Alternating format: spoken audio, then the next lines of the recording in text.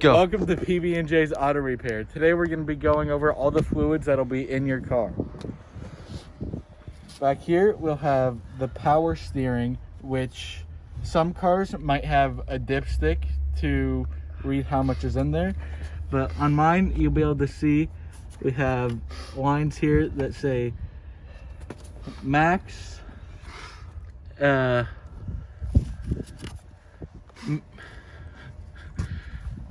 think that's min and what?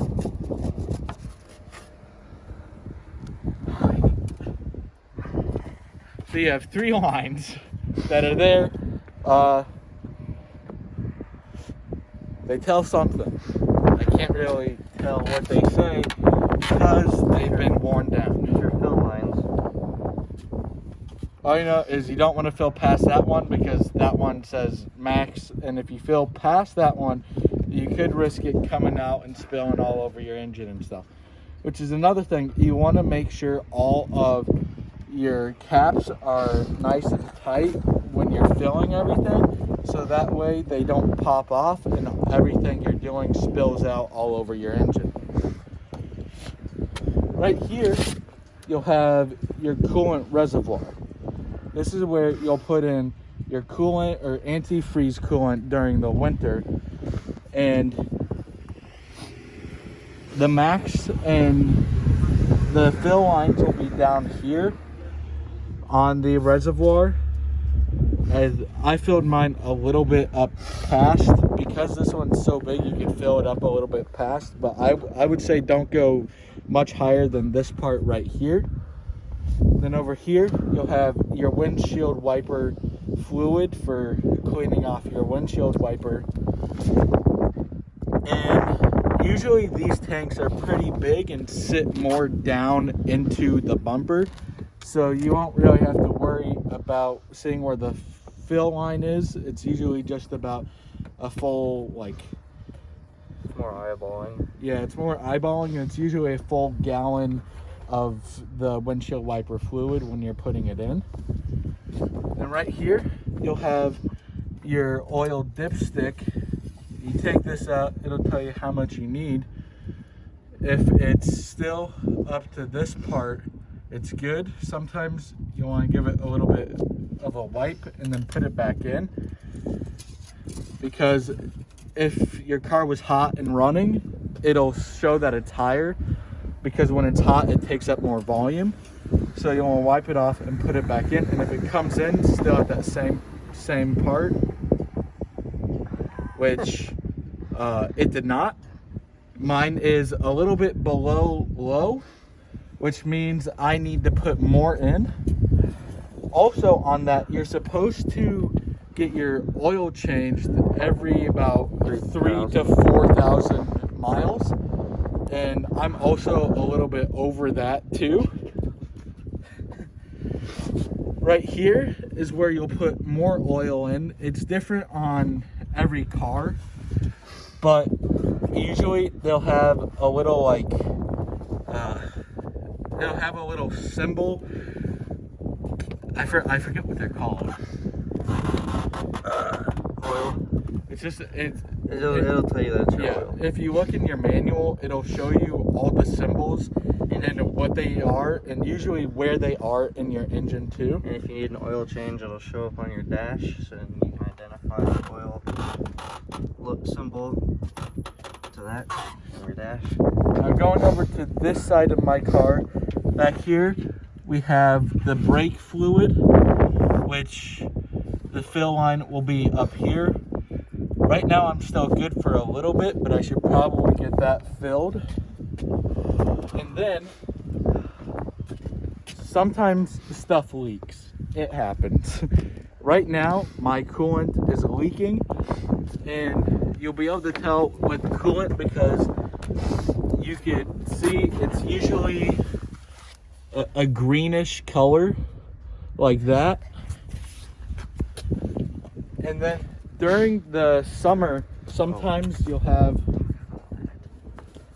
or sometimes during the summer you'll have a more clearish leaking from your car. That's usually just the AC. there's no reason to worry about that. It's not going to harm your car in any way. So that'll just go away with time. What else do I need to... That, so they know. This? Yeah, so they know what not to do. I mean with the hoses, or? Just that. Like if the car's hot? No, what it is.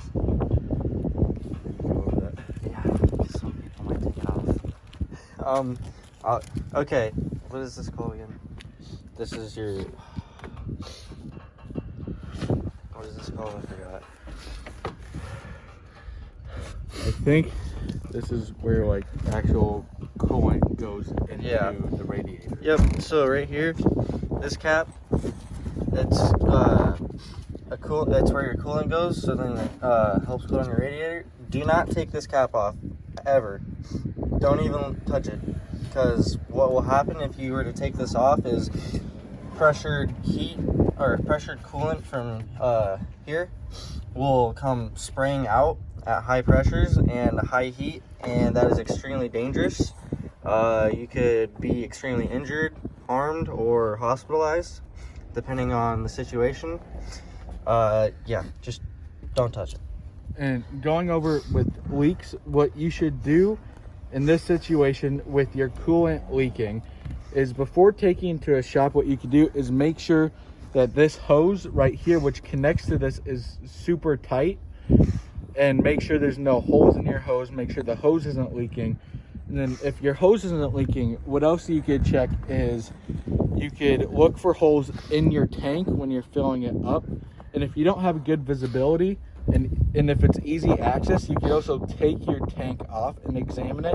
With this car, the only thing holding this tank on is this bolt right here. So all I'd have to do is take out this bolt, take out my tank, and examine if there's any holes, or maybe it, let's say your car's not leaking and it's still overheating. Maybe it could be clogged in some way. So you can take that off, examine it, and then make sure when you put it back on, it's in the same fitment and the bolt's really tight. And then, so just a quick recap, we have our power steering here. This is our antifreeze coolant. Then we have our windshield wiper fluid. The dipstick for the oil to see if you need to put more in. Oil cap. Oil cap where you put more oil in. Do not put oil in that. And back here we have our brake fluid. And I believe that is about it for all of the fluids. What I would suggest besides that is maybe certain fluids just keep extra of in your trunk. A good one during the winter or any season really is making sure you always have extra coolant in your trunk, especially if it's leaking. Keep extra coolant. Another one I would say is maybe keep some extra oil in your trunk too. My stepdad says that's not a very smart idea. Why? People will break into your car for oil. For oil. It's a common thing apparently. Keep it in a place where nobody could see. So like in your trunk, and where nobody could see it. Keep it hidden, I guess, because sometimes people like to steal your oil. But I would say it's usually a smart thing to keep would be your oil and coolant in case your car is overheating, or if it's running a little bit weird. It's usually either of these. And if that doesn't fix it, I would probably run it into shop and then see what else they could do. Should we talk about the importance of this steering? Power steering. Yeah, because what happens when it goes out? So the importance of power steering is it basically makes your car easy to drive.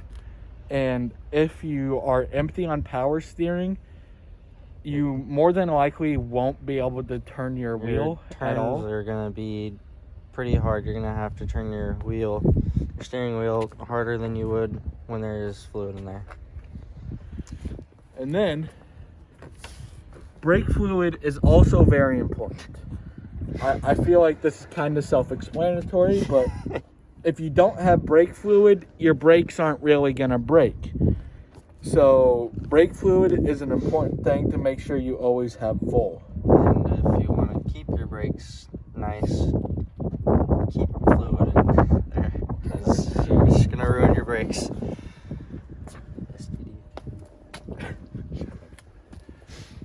And as always, this was PB&J Auto Repair. Thanks for watching. I hope this was helpful.